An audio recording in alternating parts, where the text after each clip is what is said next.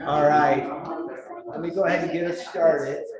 Let's try to start at 7:07. It's a little bit of an odd number, and it lets someone who gets out of class at 6:30 kind of grab dinner and get here on time. So, like Kyle in the back, love it. So we're really excited tonight to have Steve Lee with us, and let me give Steve a little bit of an introduction. Then I'll start with a prayer and we'll give it over to Steve. So Steve has taught apologetics for over 2 decades at Prestonwood Christian Academy. I think Avery, you went there, yeah. He's also Christian did too. All right. He's also taught world religions and philosophy at Mountain View College in Dallas and Collin College in Plano. His website is really great too. Go check it out. He's got a degree in history and education from the University of North Texas. So we've got an alum here. Steve continued his formal studies at Southwestern Baptist Theological Seminary with a MA in philosophy of religion and has pursued doctoral studies at the University of Texas at Dallas and is finishing his dissertation at South African Theological Seminary. A lot of apologists come from that seminary. You have to tell us what your dissertation is on. It would be interesting. He has published several articles for the Apologetic Study Bible for students, as well as articles and book reviews in various periodicals, including Philosophia Christi. There's a lot more, Steve, that I could tell you about. You're going to get to see and hear from a guy who's got 2 decades of apologetics teaching. So we're super excited to have you here with us tonight. And let me start with a prayer, and then Steve will turn it over to you. Yeah. Lord, we thank you for bringing us together safely tonight. We ask for your blessing on Steve as he fills us up with wisdom, Lord. There's so many facts in the Bible, Lord, that have been corroborated from outside resources. And one of those resources, one of those areas is archaeology. Bless Steve as he teaches us tonight. We ask this in Jesus' name. Amen. All right. Well, thanks for having me. I'm going to try to sort of turn the table a little bit. So that way the Zoom guests will sort of see the side of my face. I don't know if it's the best side, as they say. I mean, I don't really know. I don't think I have any good sides. But then also can face the crowd and I can face the screen as well. So I did graduate from the University of North Texas in 1995. So I guess that was about 30 years ago. Almost 30 years ago now. So, because then like the next month or 2, I got married in 96, and last Friday was my 27th wedding anniversary. So I guess 27 years ago is when I graduated. In fact, this ministry, the building we're in, what is that? The Christian Community Center? Yeah, campus.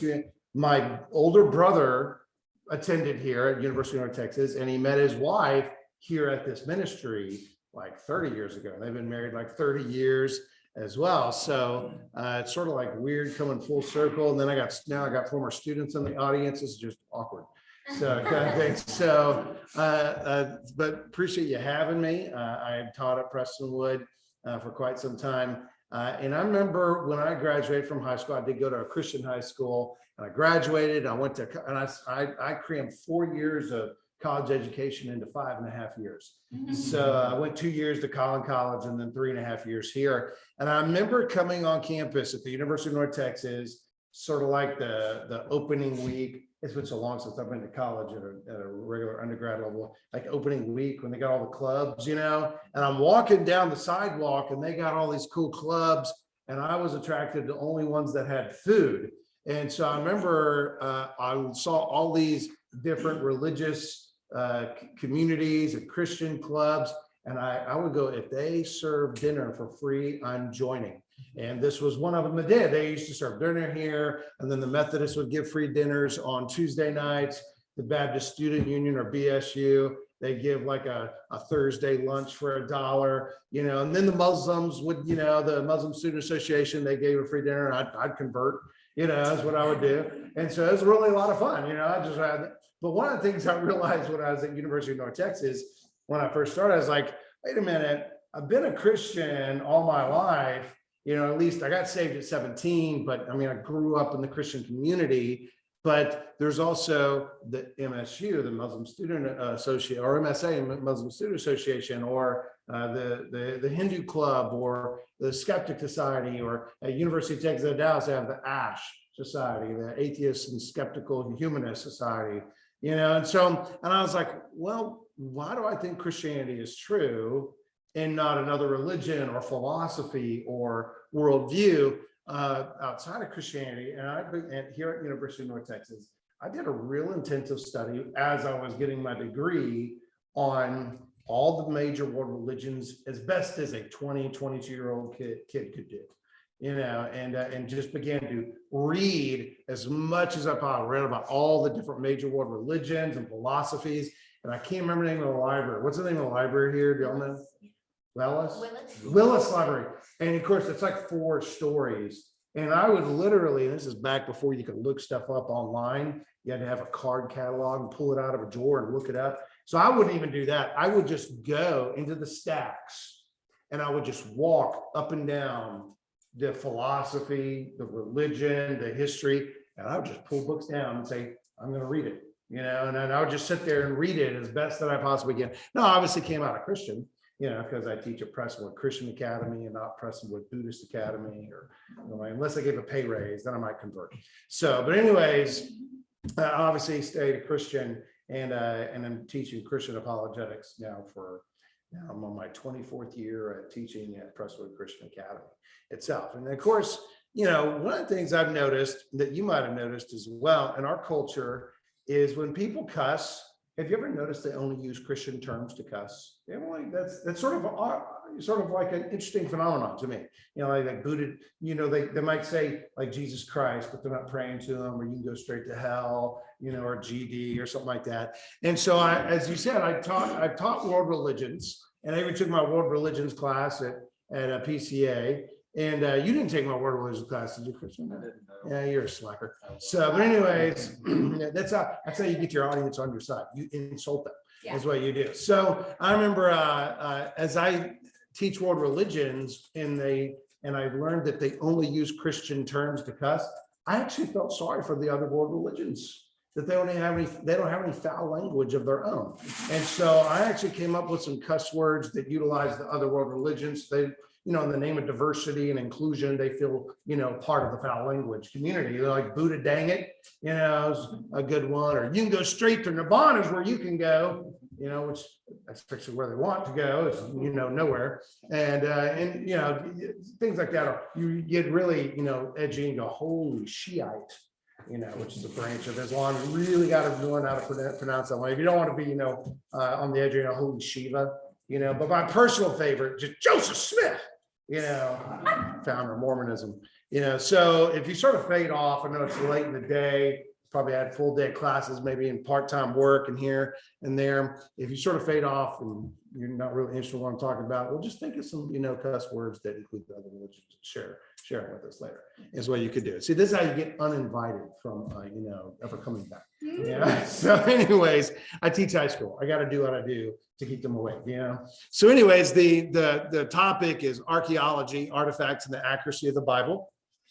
I just tried to go with alliteration, and now it's just a mouthful of a title, but all it is really archaeology in the Bible is what we're looking at. Now, I'm going to be real honest. The extent of my archaeological expertise was probably digging in my sandbox and a kid, when I was a kid, like 5 or 6 years old.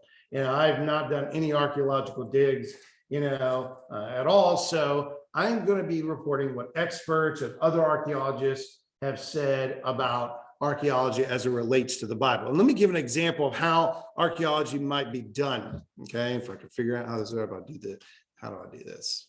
All right, is it the arrow over? Is it this arrow right? No, it's not that. So I might have to do this right here. So it's not going at all. I think we froze up. So I'm going to pause. Yeah, it's not doing anything. Okay, thank you. All right, so let's take a look at Luke 21, 1-4, which is if you have grown up in the Christian community at all, you're probably familiar with the story where Jesus said, look up, and Jesus looked up and saw the rich putting their gifts into the offering box. And he saw a poor widow put in 2 small copper coins. And he said, truly, I tell you, this poor widow has put in more than all of them, for they all contributed out of their abundance, but she out of her poverty put in all she had to live on. Now, as you take a look at this passage, I want you to do something. What in the passage that I just read could you discover archaeologically, but also what couldn't you discover archaeologically from this passage? So I'm going to give you about 30 seconds to look at it, and then we'll get some audience participation, which I will repeat any answers for our Zoom guests.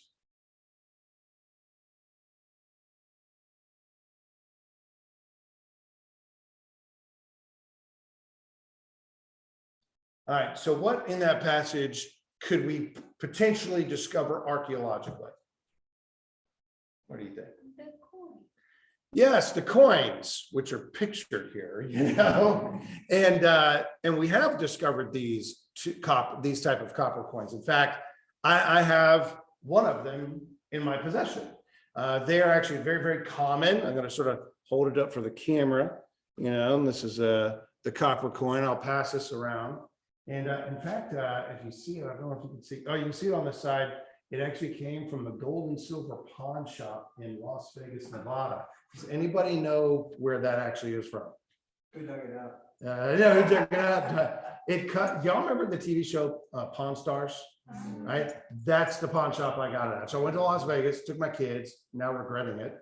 I was like, probably not the best destination for family, but we went to the pawn store because I love Pawn Stars. And I got to see who's the guy that was always not working.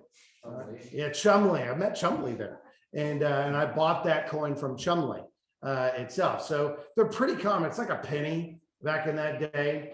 Now, and we discovered that coins, these copper coins that are pictured here, that are being passed around here in the live audience, that they used these copper coins in the 1st century. They were actually struck and minted in the 1st century BC and used up until very late 1st century AD, up until about 70 AD itself.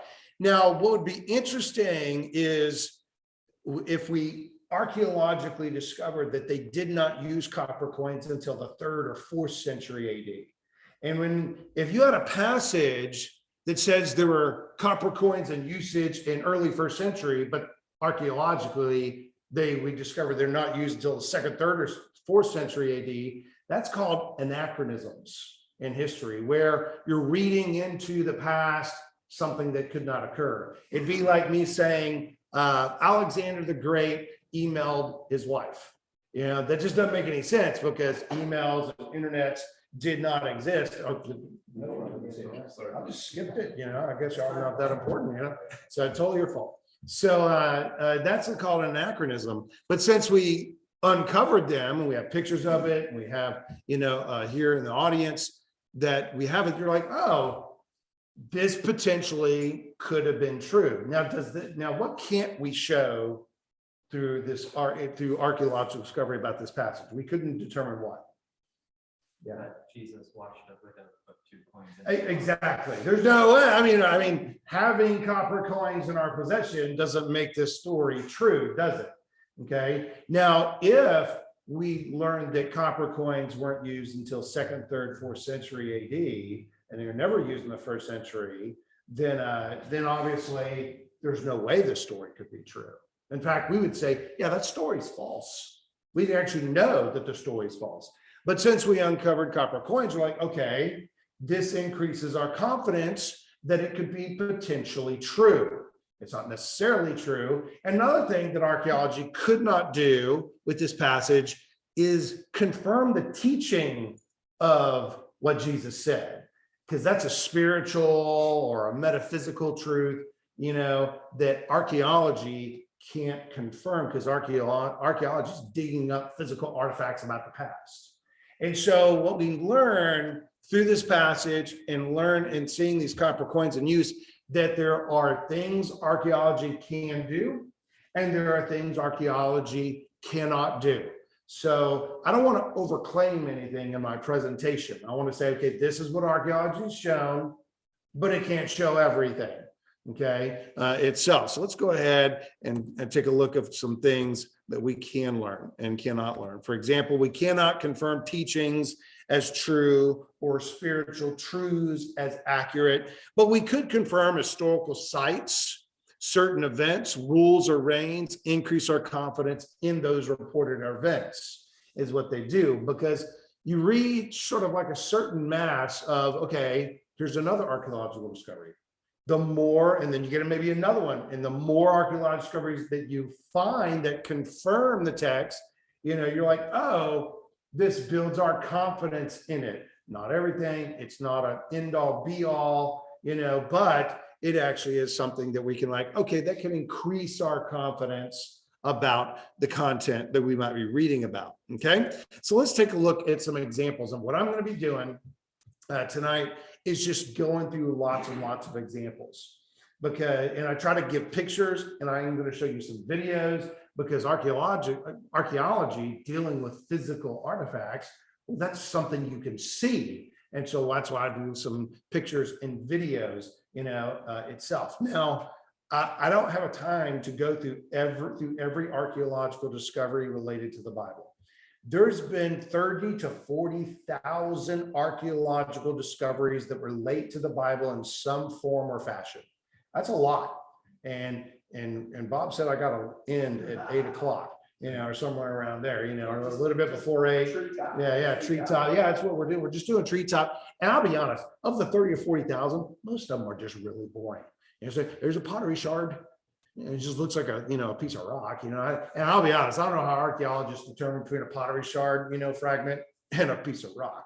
Look at that, that's a pottery shard. I'm like, yeah, you could be making that up. I don't know. So most archaeological discoveries just really aren't that interesting itself. So I'm just going to do some of the more interesting ones, and show some videos along the way. Probably the most important archaeological discovery related to the Bible is called the Dead Sea Scrolls. All right, and here's some information. I think I went the wrong way. Sorry.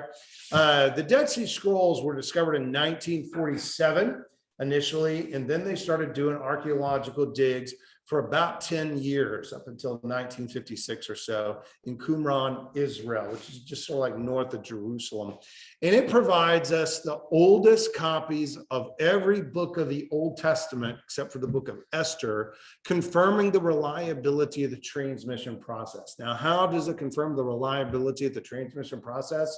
Well, you got to get a little backstory on the transmission process of the Old Testament.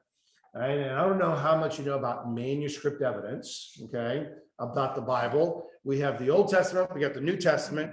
We do not have the original autograph of any book of the Bible. These are like the papyrus that John wrote on his gospel, or that Isaiah wrote out for his, his book. We don't have the originals of any of them. All right, and the first time I hear about that, I'm like, we don't have the original autograph of any of these, or the original copy, as they call. Then how do we know what they wrote? Well, we don't have the original autograph. That's what they call them. You've heard like the autograph, like getting, it's autographa, I think in Latin, makes scholars feel good about themselves, right? And justify the thousands of dollars they spend on a degree that no one really cares about. So anyways, an autograph or an autograph is the original. We don't have the original autograph or copy of any book of the Bible, Old or New Testament, but we don't have the original autograph or copy of any ancient document. We don't have the original Plato or Socrates. Socrates didn't write anything, but Plato used Socrates as a character, or of Aristotle. We don't have the original autographs or copies of Herodotus, who's known as the father of history of ancient Greece. We don't have the original copies of Thucydides, who gave us the Peloponnesian War between Sparta and Athens. We don't have the original copy of Plutarch, where we learn a lot about ancient history, or Tacitus, or Josephus. We don't have the original of any ancient document. All we have is copies. Now, the more copies you have, the more you can compare and contrast and reproduce the original. I don't have time because that's sort of a different discussion. But with the Old Testament, while we have lots and lots of manuscripts or copies of the New Testament, more than any other ancient document, we don't have a lot for the Old Testament. All right, and there's several reasons for that. The main reason is the Jewish belief about the Torah or the Tanakh itself. They believed it was literally the breath of God on the page, not figuratively, literally. And so when a scroll or Torah became tattered or worn or damaged, that's not worthy of the very breath of God. So they would burn it or bury it, but they would copy it is what they would do.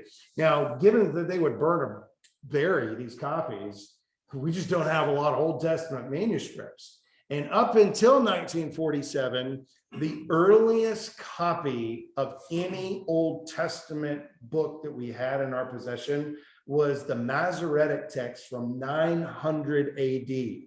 Now, the Old Testament was completed 400 BC, so you're talking 1,300 years between when it was written and the earliest copy or manuscript that we had in our possession. And people found that very problematic, okay? Then we discovered the Dead Sea Scrolls back in 1947, and it contained every book except for the Book of Esther, along with some other documents like the rules for the community that probably wrote the Dead Sea Scrolls. And what we learned is the Dead Sea Scrolls were copied in 100 BC. And so it's like 1,000-year period was just filled in for us. And when we compare the Masoretic text of 900 AD to the Dead Sea Scrolls of 100 BC, they are almost virtually synonymous. And the reason they're virtually synonymous is because of the intensive way that Jewish scribes would copy. New Testament Christian scribes, they didn't have any like rules or regulations. They just copy it as fast as they possibly can. And they just get them out. And that's why we have so many copies of it. For the Old Testament, they would sit in a room like this, Jewish scribes, and they would have like a head scribe, like a rabbi like me, right? And you'd be all my scribettes. And I'd be reading from the scroll, and what you'd be writing it down, right? And when I got to the bottom of the page, I would say, all right, how many words are on your page? It's got to match mine. And if it didn't match mine, guess what you had to do to your copy? You had to destroy it. That's a pretty crappy day. All right, right there. You just wasted all your time. Then they counted how many letters. It's got to be the same amount. Then they count how many alepphs, which is the first letter of the Hebrew alphabet. It's got to be the same as mine. They went through every letter of the Hebrew alphabet. I mean, when you start doing that, guess what's going to happen to the transmission process? It's going to increase through the roof. And that's why the Dead Sea Scrolls are so remarkably similar to the Masoretic text over 1,000 years later. So you're talking about 100 BC, what's another 300 years? Right? And we got some other stuff that's a little bit older, but it's just really, really minute stuff itself. But here's some pictures of the Dead Sea Scrolls. They buried them in jars and they hid them in caves. And there's a short video that sort of describes sort of the Dead Sea Scrolls discovery and their importance. Muhammad Adib had lost his sheep and he didn't know where to find them. Or at least that's the story that was told afterward. Perhaps the 16-year-old shepherd really was looking for sheep or goats when he tumbled into that desert cave. Or maybe he was looking for ancient tombs that contained valuable artifacts.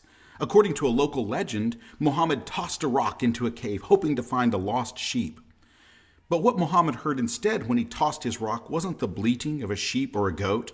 What he heard instead was the shattering of pottery. And what he found in the broken jars in that cave would impact the world long after his wayward flock was forgotten. What Muhammad found in the winter of 1946 and 1947 were the first of the Dead Sea Scrolls. Before it was all over, more than 900 ancient documents were discovered, hidden in caves in the region known today as the West Bank. And where did these documents come from? Well, they seem to have been the library of a Jewish sect that had withdrawn to an isolated desert community known as Qumran. Around 220 of the Dead Sea Scrolls are fragments or scrolls of books from the Hebrew and Aramaic Old Testament. Some of these documents were preserved in jars, others were quickly buried in the cave floor.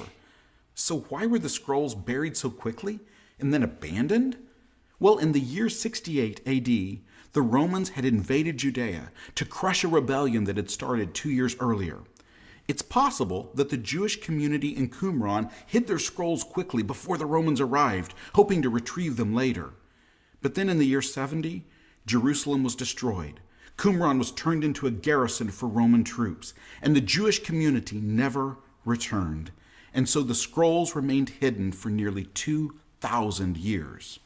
When the Dead Sea Scrolls were rediscovered in the 20th century, it became clear that the text of the Old Testament had remained remarkably stable over the centuries. In fact, a scroll of Isaiah found among the Dead Sea Scrolls was copied more than 100 years before Jesus was even born. Yet the wording of this scroll of Isaiah agrees in almost every detail with the Masoretic texts that were copied 1,000 years later. Over the course of a millennium of hand copying, the text of Isaiah had remained virtually unchanged. Now, in some other Old Testament texts, the Dead Sea Scrolls did reveal a variety of versions and some copying variations. But none of these variations has any effect on anything that we believe about God or about his work with the world. What the Dead Sea Scrolls have demonstrated is that God's word in the Old Testament did not change radically in the centuries after these texts were gathered together. Instead, over the course of hundreds of years, the books of the Old Testament were copied and they were preserved with amazing accuracy. All right, so that's probably the most significant religious archaeological discovery in the world. What's that one rock where it had 3 languages on it? And they just the Rosetta Stone. That's probably the most important archaeological discovery ever of all time, because it just opened up such huge amounts of information to us, because we knew we had this language, we just didn't understand it. But then when they had 3 in a row, they were able to translate it and break into that itself. But definitely the Dead Sea Scrolls are the most important religious archaeological discovery. Another archaeological discovery in the Old Testament, so I'm going to do Old Testament first, and then we'll do some New Testament archaeological discoveries, is the Taylor, sometimes called the Sennacherib prison. It was discovered in 1830 by a guy named Taylor, but it's about Sennacherib, and this prism confirms the military campaigns of Sennacherib, the Assyrian king, against Israel. The king Hezekiah, which is recorded in 2 Kings 18, 2 Chronicles 32, and Isaiah 36. Now, here's what's interesting. It was discovered in Nineveh. Now, those Bible scholars, why is Nineveh is important in the Old Testament? What event is Nineveh recorded about? Yeah, story of Jonah. See, the city of Nineveh is an archaeological discovery in and of itself. And then in the city of Nineveh, they found the Taylor prism as an archaeological. So we got an archaeological discovery within an archaeological discovery. I mean, it sort of goes by layers like that, is what it does. And here's a picture of the Taylor prism as a 6-sided hexagonal clay prism. I am not going to read this, because I actually got a video that sort of shows you the importance of the Taylor, or sometimes called the Sennacherib prism. One of the most fascinating war campaigns in the ancient world took place in the year 701 BCE, when Sennacherib, king of Assyria, set out with a mighty army in an attempt to conquer Hezekiah, king of Judea, and his capital, Jerusalem. For thousands of years, we knew about this campaign only in the pages of the Bible, until 1830, when a surprising discovery was made in northern Iraq. In Sennacherib's palace in the city of Nineveh, archaeologists found a hexagonal prism made of baked clay with an inscription in Akkadian. In the inscription, Sennacherib, the great conqueror, commemorates his military campaigns, including his expedition to the land of Judea and Jerusalem. Sennacherib boastfully presents himself in the opening sentences. I am Sennacherib, the great king, the mighty king, king of the world. He continues by bragging about his sophisticated conquest of the fortified cities of Judea. As for Hezekiah the Judahite, who did not submit to my yoke, 46 of his strong walled cities, as well as the small towns in their area, which were without number, by leveling with battering rams and by bringing up siege engines. The Book of Kings recounts very much the same reality. Now in the 14th year of King Hezekiah, did Sennacherib, king of Assyria, come up against all the fenced cities of Judah and took them. It is fascinating that even the heavy taxes imposed by Sennacherib upon Hezekiah are described in an almost identical manner, both in the prism and in the Bible. He, Hezekiah, overwhelmed by my majestic awe, he sent me to Nineveh, my capital, 30 talents of gold. And Hezekiah, king of Judah, sent to the king of Assyria 300 talents of silver and 30 talents of gold. Despite the heavy taxes that he had imposed, Sennacherib was determined to conquer Jerusalem. However, the end of the story and the fate of the city as described in the prism is very peculiar. Rather than boast of his conquest of Jerusalem, Sennacherib settles for a brief description of the caged King Hezekiah. As for Hezekiah the Judahite, like a caged bird, I shut him up in Jerusalem, his royal city. I threw up earthworks against him, and one coming out of the city gate, I turned back to his misery. Many scholars believe that this meager account serves as convincing proof that Sennacherib did not succeed in his design to conquer Jerusalem. The Assyrian army had to withdraw after failing to subdue its enemy. A more precise account of the battle's end and of what took place behind the walls of Jerusalem is brought forth in the prophecy of Isaiah. Therefore, thus says the Lord concerning the king of Assyria, he shall not come into the city, nor shoot an arrow there, nor come before it with shields, nor cast a bank against it. By the way he came, by the same shall he return, and shall not come into the city, says the Lord. All right, so that's the Taylor-Sennacherib prism, another archaeological discovery related to Hezekiah and the besiegement of Jerusalem by Sennacherib is Hezekiah's tunnel. This was discovered under the city of Jerusalem in 1838. And of course, what's happening here is Hezekiah knows that Sennacherib and his army is coming. And when you get besieged, you got to have water, first of all, is what you have to have, as well as other things. So what he did is he took a water source that was outside the city gates, he dug a tunnel underground, and it brought the water inside the city gates. And of course, that kind of architectural feat you'd expect to find. And they did in 1838. And you can actually go to Jerusalem and pay a guide, and you can walk through Hezekiah's tunnel. It actually still runs water through Hezekiah's tunnel. Here's a short video that talks about this discovery. And when Hezekiah saw that Sennacherib was coming, and that he was determined to fight against Jerusalem, he took counsel with his princes and his mighty men to stop the waters of the springs which were outside the city, and they did help him. So there gathered a large group of people together, and they stopped up all the springs in the brook that ran through the midst of the land, saying, "Why should the kings of Assyria come and find much water?" We are now at the Gihon Spring. It contains an enormous amount of water.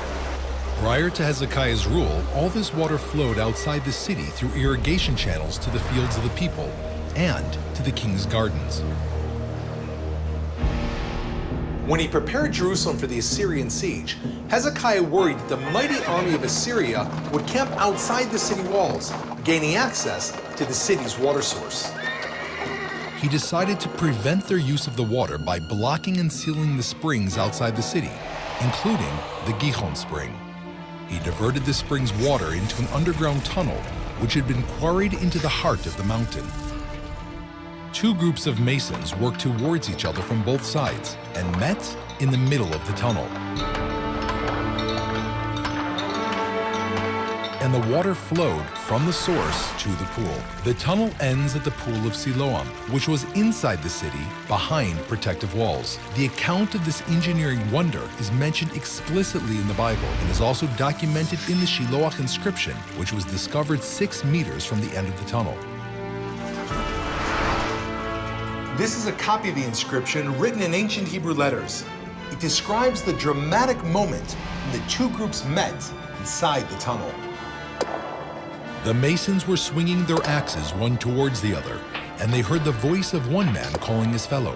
And on the day of the tunneling, the masons bore through, one man towards his fellow, axe upon axe, and the water flowed from the source to the pool for 1,200 cubits.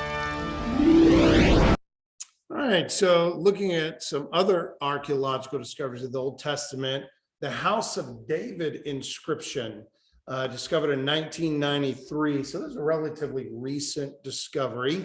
It's basically found in Tel Dan. It was actually found outside of Israel itself. It's the earliest mention of King David outside the Bible. Now, up until like the mid 1990s, people thought King David was sort of like a fictional origin story for Israel, sort of like Robin Hood or King Arthur or, Romulus and Remus for Rome and the like, until the House of David inscription was discovered in 1993. And they're like, no, he was not an ancient fictional character. He was a historical individual. And we have evidence from sources outside of Israel itself confirming David being the king of Israel itself. So here's a video about the House of David inscription.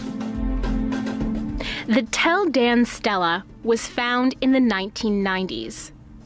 It is a fragment of a victory monument, most likely created for Hazael, king of Aram. The Bible speaks of this Hazael beginning in 2 Kings 8. Hazael meets a prophet of God, Elisha, and he cannot hide his intentions to murder his way to the throne of Aram. According to the Bible, Hazael fights with Israel, leading to the death of some of its kings. Recorded on the Tel Dan stela is the same story. It says, I killed Joram, son of Ahab, king of Israel, and I killed Ahaziah, son of Jehoram, king of the house of David. This boasting death list confirms the history in 2 Kings, and it verifies the names of the kings. It also verifies one crucial, controversial element: the existence of King David, the existence of his royal line. Until the 1990s, people had been trying to downplay ancient Israel, claiming that the Old Testament was myth, that David was a fairy tale. With one read of the Tel Dan stela, those assumptions are silenced.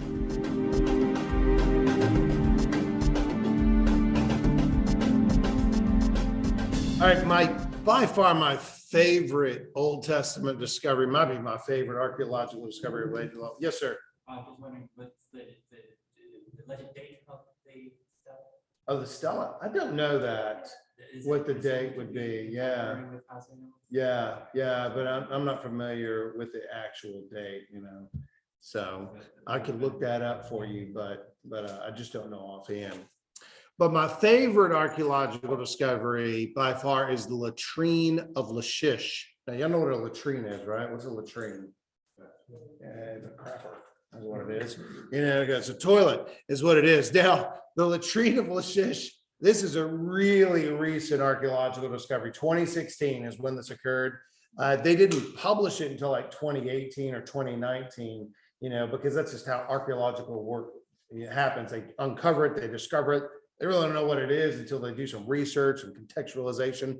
And then it takes years for it to publish it in a journal or a book itself. So it actually confirms 2 Kings 10, 25 to 27. Here's actually the verse right here. And that's a picture of where Lachish is. It says, so when they put them to the sword, the guard and the officers cast them out. And they went into the inner room of the house of Baal. And they brought out the pillar that was the house of Baal and burned it. And they demolished the pillars of Baal and demolished the house of Baal and made it a latrine to this day. So they built these temples to Baal, one of the foreign deities outside of Israel that sometimes the children of Israel would worship, and then they'd repent and come back to Yahweh, and go back and forth and the like.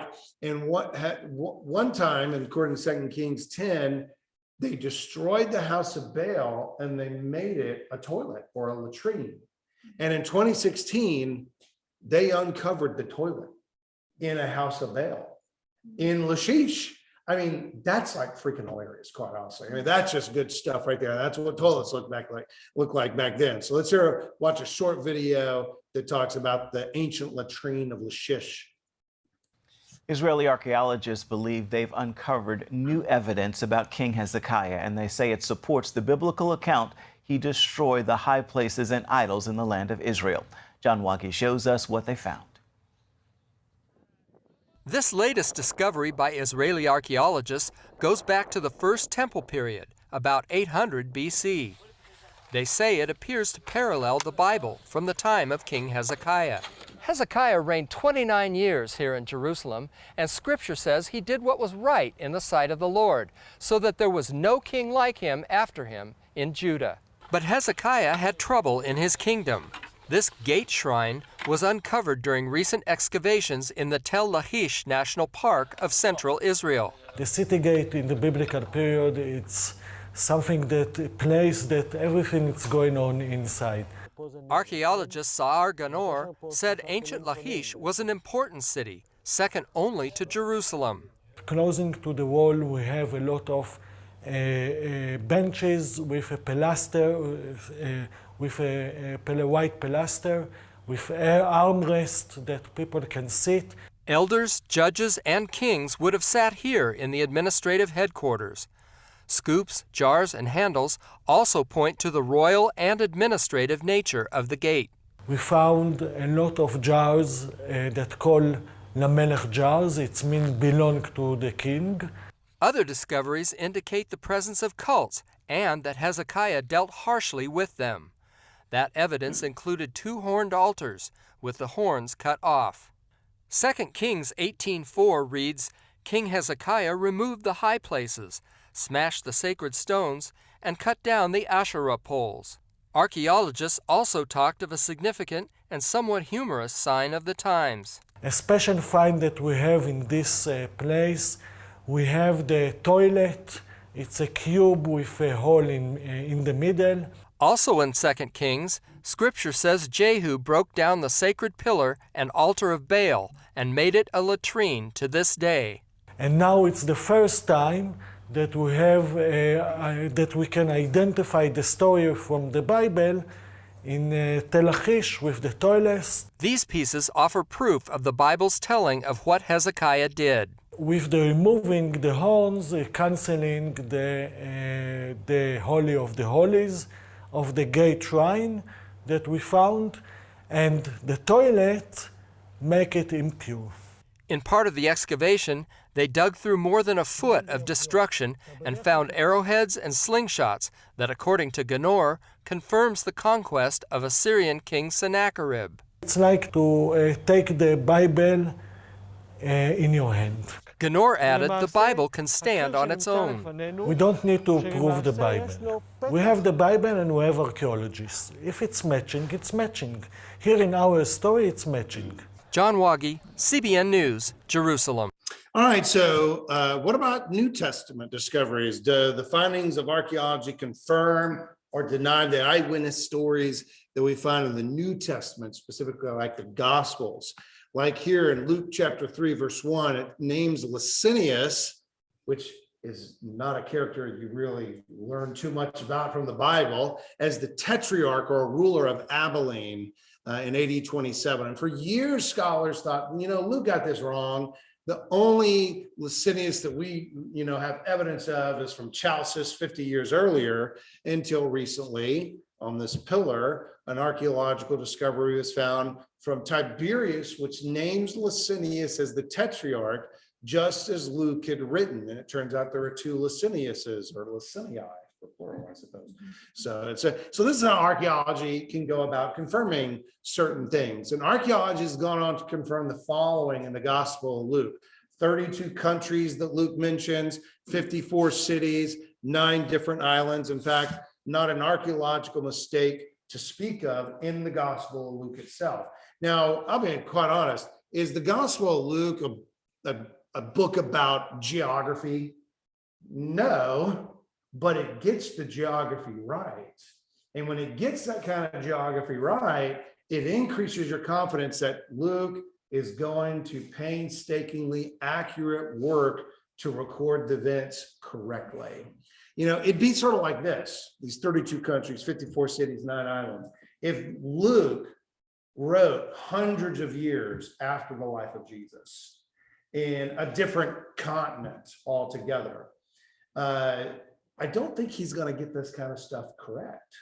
It would be like me saying, okay, what's the mountain range just north, of Sao Paulo? And you got to name it. And you don't have Wikipedia. That's what Luke is doing. All right. So you sort of see, you're like, oh, he's really doing something significant here. And his concern is not geography. His concern is the story of Jesus himself. So let's take a look at some others. 84 facts in the last half of the book of Acts have been confirmed through historical and archaeological research. 11 historical figures, 12 if you count Jesus, and the first 3 chapters of Luke alone have been confirmed through archaeological and historical confirmation as well. And if Luke is going to be so painstakingly accurate in his historical research and writing on historical figures that are not his topic, and on geographical features that's not his topic, how much more accurate is going to try to be about the life of Jesus? So it sort of increases it, doesn't confirm everything. There are limitations to what it can do, but it certainly should increase one's confidence. Let's go to the Gospel of John. John chapter 5, 1-15 describes what's called the Pool of Bethesda. And John's account details the Pool of Bethesda as having 5 covered porches or entryways or porticos.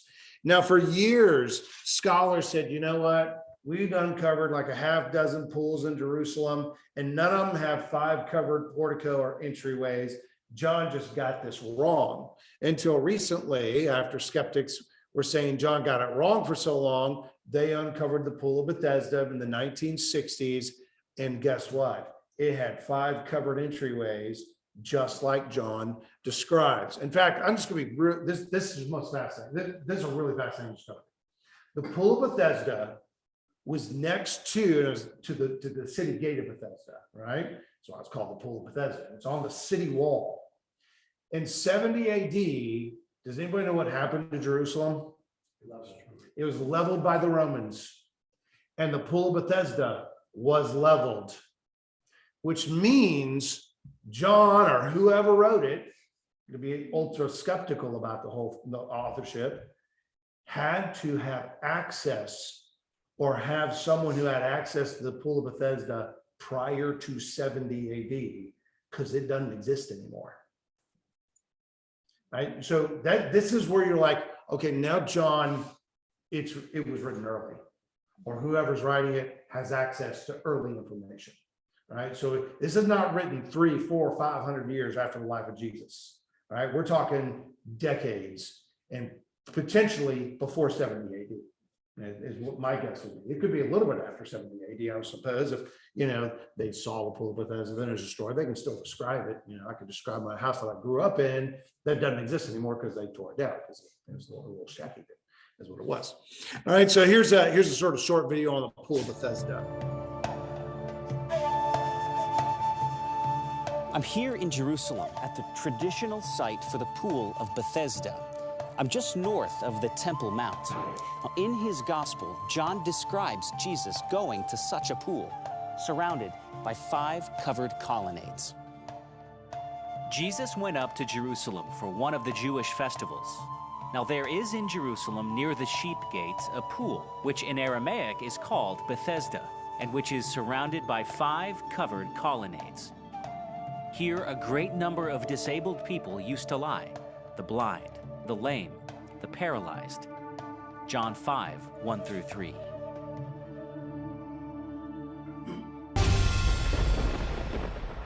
All right, so continuing on the recent discoveries, like John, 59 other facts in the Gospel of John have been confirmed archaeologically and historically by non-Christian sources as well.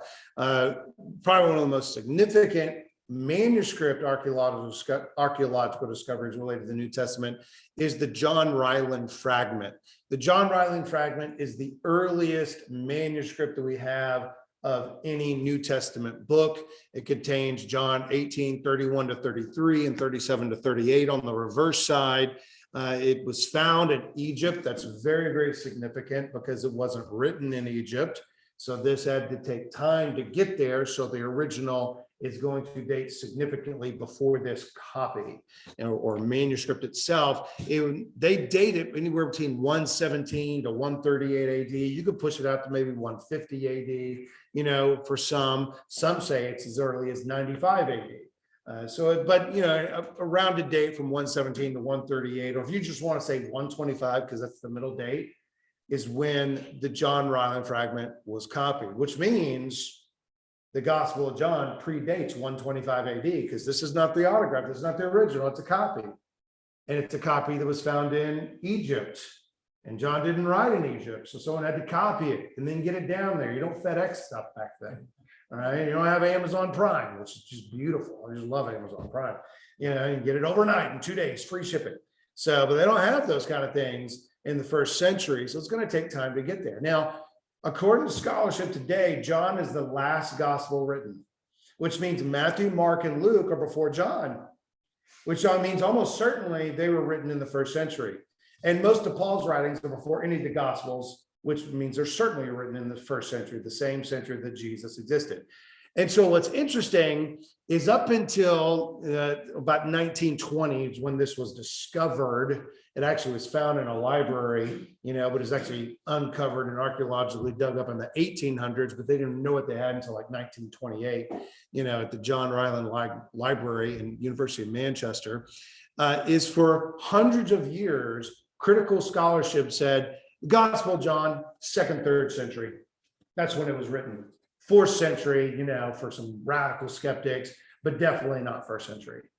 And then we get basically a credit card size scrap of paper that basically sent thousands and thousands of critical scholarship to the bin, to the garbage bin, and just completely useless information now because of this discovery. That's what archaeology can do, right? You know, it can really help us date certain things. I'm going to skip this video and move on because I'm running out of time.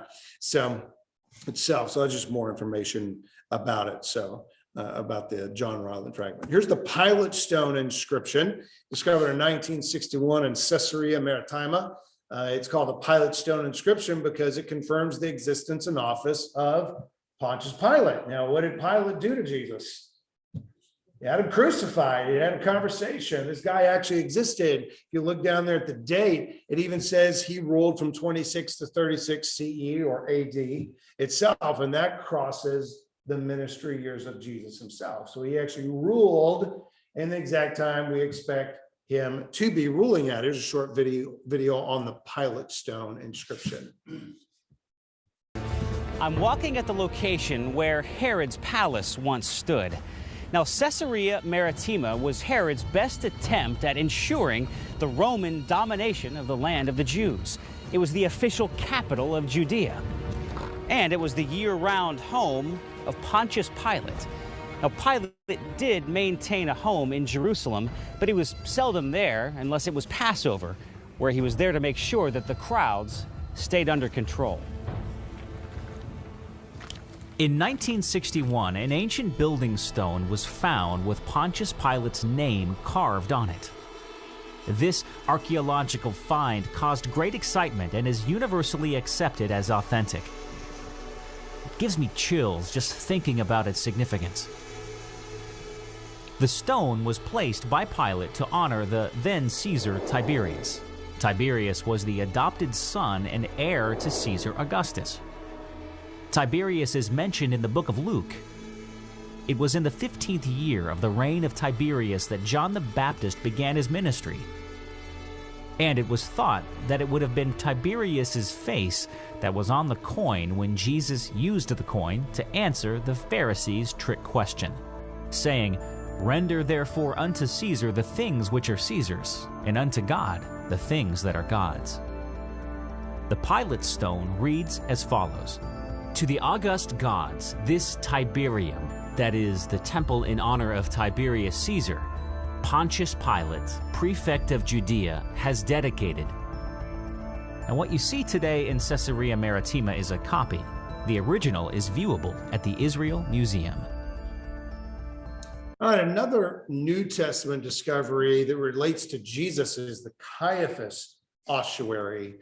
Here's the Caiaphas ossuary, discovered in 1990 in Jerusalem, and it confirms the existence of the high priest Caiaphas. Now, an ossuary is basically a coffin. That's what it is, or a bone box, because the way the Jewish religion at the time believed that God would resurrect faithful Jews is they would resurrect them using their bones. So they would protect their bones.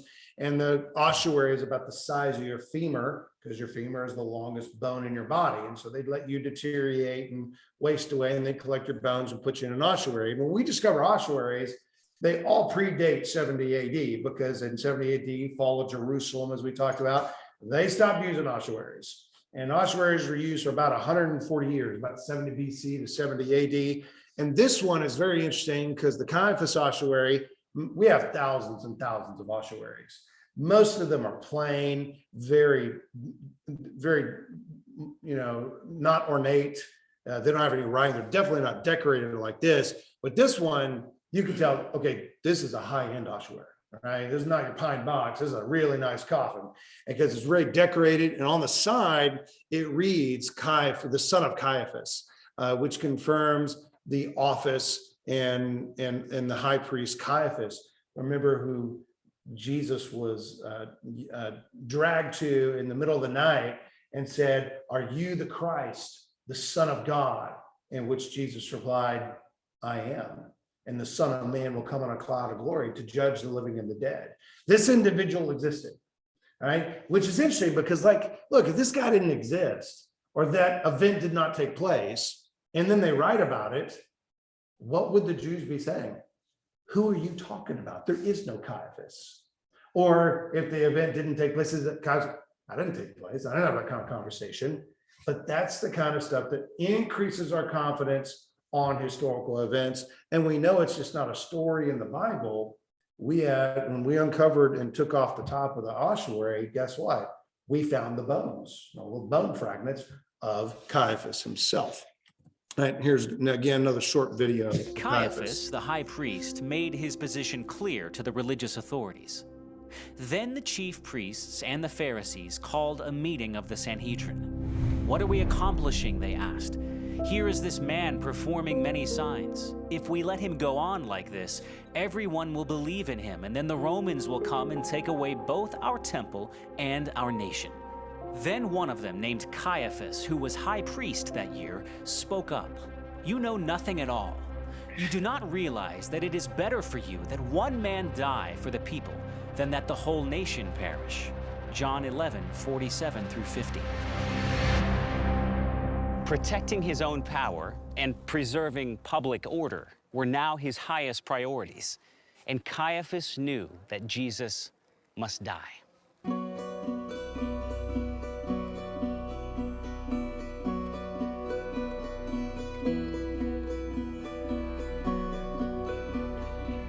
Caiaphas was the Jewish high priest who served in Jerusalem from about 18 to 36 AD.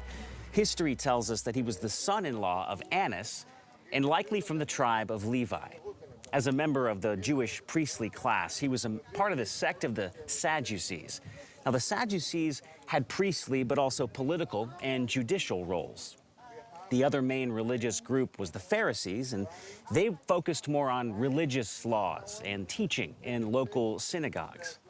Now, the Sadducees tended to be corrupted by money, and they were more interested in the political power and benefits from their close ties with the Romans. Caiaphas, who served as the high priest at the temple in Jerusalem, is an important historical anchor for three of the Gospels, Matthew, Luke, and John. He is also attested in the writings of Roman historian Flavius Josephus, where Josephus attests to his name, position, and time of service as high priest. Interestingly, Josephus specifies that he was Joseph, son of Caiaphas, but that he was also known as Joseph who was called Caiaphas. This explains why the Gospels merely use the name Caiaphas. The name Joseph, son of Caiaphas, is also found on an ossuary or a bone box found just outside the walls of 1st century Jerusalem. In 1990, a tomb was accidentally discovered during a construction project and subsequently excavated. 12 ossuaries were found inside the rock-cut tomb. 2 of which contained the family name Caiaphas. The ossuary, inscribed with Joseph, son of Caiaphas, was particularly ornate. Inside, remains of 6 individuals were discovered, including a man about 60 years old. All right, and I'm going to start flying through the archaeological discoveries because I am running out of time itself. So the Pool of Siloam, discovered in 2004, again, a fairly recent archaeological discovery that is the recording of Jesus's miracle in John 9. Remember the guy that was blind and he spat and he stuck mud in his eye and he said, go wash off in the Pool of Siloam. Well, that's where it took place. Now, again, there's limitations what archaeology can and can't tell us. We know there was a Pool of Siloam. We don't know if that event took place, right? So that's just something different itself. So I'm going to skip the video that talks about it. Here's the Galilee boat discovered in 1986. As you know, Jesus and his disciples would sail across the Sea of Galilee. And if they did not have boats for 12 or 13 people that we could discover from the 1st century AD, then those stories could not possibly be true. And then in 1986, we found what's called the Galilee. Some people call it the Jesus boat, but no one's actually claiming Jesus rode in that boat, itself. But they had boats back then, 30 feet by 8 feet, which could hold up to 15 people, which is just enough for Jesus and his 12 disciples. Again, doesn't confirm the story, but it increases the confidence towards the story, saying it's a possibility because we have archaeological evidence of things like that possibly occurring. I'm going to skip that video, sorry. We even have archaeological evidence of crucified individuals accidentally discovered in a tomb in 1968 from the 1st century. This was found in an ossuary, a bone box like Caiaphas's ossuary, with a guy named John. Thousands upon thousands of people were crucified. Jesus was not the only one crucified. It was the Roman form of capital punishment during that day. All right, now I'm going to just start going to quotes because, again, at the very beginning of this presentation, I said, I'm no archaeological expert. The most I've ever done was dig in my sandbox as a kid growing up. So let's see what the experts are saying. Here is a skeptic, Frank Zindler, wrote Where Jesus Never Walked. He said, at the turn of the era, there was no place called Nazareth. You've heard Jesus called Jesus of Nazareth, right? Because they have last names back then. So they designate from where they lived or grew up or were born. And we did not know when the place was called by that name because so identified. Nazareth was a mythical, as Mary, Joseph, and Jesus family that was supposed to have lived there. So he's saying, and he's writing in 1996, 1997, that we have no archaeological evidence of Nazareth. So Jesus is a fictional character. Now, again, that's a misuse of archaeology as well. Archaeology, it can confirm and it can deny, but ignorance cannot do either, right? The lack of evidence doesn't do anything. And he's saying we're having a lack of evidence of Nazareth. Well, it just means potentially it could or could not exist. But you can't just say we don't have an archaeological discovery, so it does not exist. We don't have a lot of archaeological discoveries for anything. In fact, one interesting one that I just didn't have to cover is you've heard of the Hittites in the Old Testament. Well, for centuries, people said, oh, they've made up the Hittites. We would have all this archaeological discovery of an empire that lasted hundreds of years. And then in like the 1800s, guess what we found? The Hittite Empire, and the skepticism, ignorance of something or the lack of evidence is not meaning it does not true. Because in 2009, guess what? We discovered Nazareth. All right. And so again, Frank Zindler, the skeptic, is wrong, and he's using archaeology the wrong way. It's not can't find it. It must not be true. It's either we found something and that find either confirms or denies, but not finding it doesn't do anything. All right. I'm going to skip this video itself, but let's go to John McRae. John McRae is an archaeologist and a New Testament scholar at Wheaton University. He studied at these universities. I'm not going to read off all the universities went to or what he has written for. And he's been a trustee at different archaeological institutes and the like. And he has written, books and articles, most significantly the book Archaeology in the New Testament itself. And he's even supervised digs in Caesarea Sepphoris and Herodium. So I can say something about archaeology in the Bible, but I'll be honest, my opinion does not carry any weight, because I'll just be blunt. I've never even been to Israel. I mean, what I have to say about it really does not matter. But John McRae, what he says is going to carry weight, because not only has he been there, he's done the archaeological discoveries. And this is what he says. Archaeology has not produced anything that is unequivocally a contradiction to the Bible. And he goes on when he is asked, does archaeology affirm or undermine the New Testament when it's checked out the details in those accounts? McRae replied, there is no question that the credibility of the New Testament is enhanced when it comes to archaeology. So earlier I said there's been about 30 to 40,000 archaeological discoveries that relate to the Bible in some form or fashion. And he's telling me not a single one has ever contradicted the Bible. Look, if I had 30,000 archaeological discoveries and 100 of them contradicted the Bible, you want to know what that means? Archaeology overwhelmingly confirms the Bible, with 29,900 discoveries confirming it. But we don't have a single archaeological contradiction to the Bible. This is why we're able to produce things like the Archaeological Study Bible. Right? Give you all a little picture of it on this, the Zoom guest. But this is what we can do. The Archaeological Study Bible. And when you read this, all the study notes relate that passage to some archaeological feature. And this is the NIV version. And just about 2 years ago, ESV came out with their version of the Archaeological Study Bible for a different translation, because they had to update it because of so many archaeological discoveries. We have so many archaeological discoveries coming at us. We have to produce a bi-monthly journal called the Biblical Archaeological Review. This is the one that's accessible for lay people like me. I'll just be honest, most of the stuff is crazy boring. I'm just like, I really don't care, about, the power of symbol of the tree of life book, kind of interesting. That's a little archaic to me, but they produce this every other month to keep up with the archaeological discoveries. Now they have more professional academic journals on archaeology, in the New Testament or the Old Testament or the ancient world, but this is the one that keeps us up to date for lay people. And I'll just be real blunt, okay? And this is not going to be very politically correct. They are never going to produce the Archaeological Study Quran. That's never going to happen. All right, I've studied Islam and I've read the Quran. They're not going to produce that. They're not going to produce the Archaeological Book of Mormon, the Archaeological Bhagavad Gita, the Archaeological Book of Scientology, or Dianetics. They're just not going to do those kind of things, because archaeology doesn't confirm those religions. Archaeology has always and overwhelmingly confirmed the Bible, not in all the details, but because it's just one piece of the puzzle. There's other pieces of the puzzle that you could look at, and that's why Ratio Christi at University of North Texas exists, so you can look at those pieces of the puzzle along the way.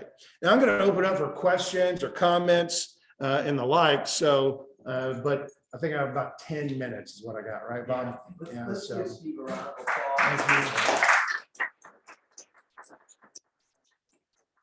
Anybody got any pressing questions or comments you want to throw out there, and I can deflect and try to avoid? Yes. As long as we're understood, that's the arrangement. Some of the discoveries, like Sennacherib's prison or still, yes, they're referencing, they're relating the same stories that we have already recorded in our yes. Bible. They don't, aside from their dating to an earlier period, they don't necessarily, it seems to me, establish historicity of the figures being discussed. Mhm. Do you agree with that? It's sometimes they do, and sometimes they don't. So like the latrine of Lachish, right? I think that not only confirms Hezekiah and is destroying the house of Baal, but it actually confirms the way he destroyed it, right? Like to minute detail, or, in that 2 Kings passage. And the house of David inscription, it confirms that David is a historical figure, but it might not confirm all the details that David did, that we find in the Old Testament or the like. Sennacherib's prism does confirm those events because that's outside the text and they go into more detail. So it's going to be on a case-by-case issue on each archaeological discovery. Yes. I noticed that a lot of the Old Testament examples were from the time of King Hezekiah. Yes. Is there, I'm guessing either it's rare or most of them are destroyed, but what about any artifacts that are before that time? Do we have? We have some, but the reason we have so much of King Hezekiah, because and related to the Zoom guest, is why are there so many archaeological discoveries related to Hezekiah? And the number one reason is because Hezekiah ruled for so long. I mean, it was like 40 years or something like that, or maybe just under. That is a long time for a king. When you got kings that rule for like 6 months, 8 years, yeah. I mean, they're just trying to get political power the first 2-3 years into their rule, and then maybe they can leave something over, after that. Most of the time they don't, because you know how politics are. They just, they get all jammed up and stuck on things. But when you rule for 40 years, you can get some things done. Now archaeological discoveries that relate prior to Hezekiah, I don't know. I mean, I'm not an expert on archaeology. I guess you can get the Archaeological Study Bible and begin to look through it, and read about some archaeological discoveries that relate, like here's one, like there is a silver scroll amulet that confirms a passage, I believe it's in Deuteronomy, and it's like the earliest writing of the Old Testament that we have in our possession. Actually, it predates the Dead Sea Scrolls by like 300-400 years itself, and it might even be a little bit more than that, but I don't want to misspeak, not because I don't know right offhand. But but again, the farther and farther back you go, the more obscure and difficult it is to find archaeological discoveries itself. So we have lots of archaeological discoveries from the New Testament compared to the Old Testament, even though the New Testament actually covers a shorter period of time than the Old Testament, which is thousands of years. New Testament, I don't know, 30 years. 30, 40 years, well, I guess about 60 years, I guess, because if you go with the book of Acts, Paul's still in prison until about 62 AD. So you're talking about 30 years for the New Testament, 60 years for the New Testament. But we got a lot of archaeological, but because those things lasted longer. And Rome actually knew how to build things to last, as well. So they just, like Roman roads, there's still Roman roads in use today, compared to the roads in Garland where I live that don't really last much more than 6 months. Every time we have a winter storm, I get a new pothole in my driveway. What I do. So we need to go back to Roman road buildings. That's what we need to do. All right, well, I'm going to go ahead and turn it over to you, Bob. Thanks so much. You got a quick one? What's your dissertation? Oh yeah, I forgot to talk about my dissertation. I'm on my second chapter of 6 chapters. And here the short title, the title of it is an Anselmian critique of Molinism, a perfect being theology and middle knowledge. And so it's on the doc. Yeah, real exciting stuff right there. Yeah, that's what happens when you get to dissertation level. You write a topic that no one else cares about. And you're the only one that knows anything about it, and no one really cares. And it's only written to evaluate, not to read. No one. So, well, thanks again, Bob. I appreciate it. Thanks again, Steve. We really appreciate you being here. We'd love for you to join us again sometime. I'd love to. We'll stay in touch. And Molinism actually is a fascinating topic. If you like philosophy and thinking about how God can know what we're going to do, and he can make judgments about that, but he doesn't dictate what happens, right? It's because of this middle knowledge that you're studying and writing paper on. So, good stuff. Couple announcements for you guys. First off, when you go to Israel, and don't wait till you're 50 to go. My wife and I went a few years ago. It's amazing. The archaeological digs are going on today, and every time there's a new construction project, they run into something else and they have to stop. Or every time there's a building project, they run into something, they have to stop, and they find a whole new set of finds. Yeah, the Israeli Antiquities Authority, the IAA, They, about 20 or 30 years ago, they're running into problems because, I mean, look, it's a modern country today. And Jerusalem is a modern city. And I think even Tel Aviv is even more modern itself. But when you start building the foundation in that part of the world, the moment your blade hits the ground to dig, you've hit something. And what was happening was every time a construction company started building a building and they found something, they didn't want to stop because that costs money. Time costs money. So they would like destroy archaeological discoveries, and just wouldn't report them. So the IAA, the Israeli Antiquities Authority, came up with a plan to say, if you hit anything, you are mandated to stop for 24 hours only. And the IAA will come in, they'll take pictures, they'll excavate and pull everything out they possibly can within 24 hours.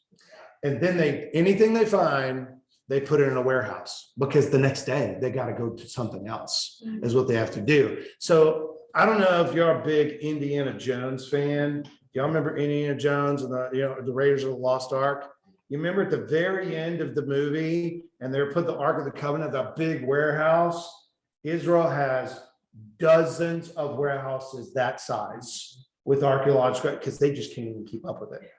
So there are so much more discoveries, and they just don't. Most of the stuff in there are just like, well, they don't even really care. There's another ossuary. We got 100,000 already. Kind of thing. So, but that's sort of what they're running into in Israel. It's real fascinating. If you go there, you can walk all the way through Hezekiah's tomb until you hit water. Did you do that? Yes. Yeah, it's amazing. So anyway, I would try to get to Israel, and the country of Israel has only been doing this for about 20 years, from the late 90s. So there's a lot more to come as well. We're going to post Steve's presentation on GroupMe. We'll also take the recording and put it on our private YouTube channel. So if you want to share it with friends or anything like that. So thanks again, Steve, for that. Thank you. Next week, we're going to have Ken Lehman in, who's, I think you know Ken, he's president of Young Adults of Worth. And his topic is going to be, were our founders Christian or atheist and deist? It's taught a lot in schools that the founders of the US were atheists and deists, not necessarily Christians. He's going to dive into that and help us understand a little bit more about that history. Also, we have distribution lists on both email and GroupMe. Christian and Sheridan, I don't know if you guys are on that. If you want to be on it, you'll hear about what topics are coming up. I'll put my book down here and you can write your name and your email address and phone, okay? And we'll add you to those. Just a little announcement, a week from Friday, we're going to be tabling for Ratio Christi at the Union, inside the Union. And if anyone wants to join and hang out, we'll be between 2 and 5. So stop by and say hello. We'll have some stuff at the table for you and some snacks and things like that. So we're new on campus, and we're trying to make sure people know who we are, and that of course they're welcome to join and join in the meetings. So check that out a week from this Friday. Of course, we have snacks and stuff in the back as well tonight. So hang out a little bit if you want. And we always close with a prayer. And I think I picked, who did I pick on last week? Okay, Dan, it's your turn. Close this up, buddy. Cool. All right. Lord Jesus, thank you for this presentation you presented us today. Hopefully we can use this knowledge, just to further confirm our faith and others after they're questioning it. And maybe just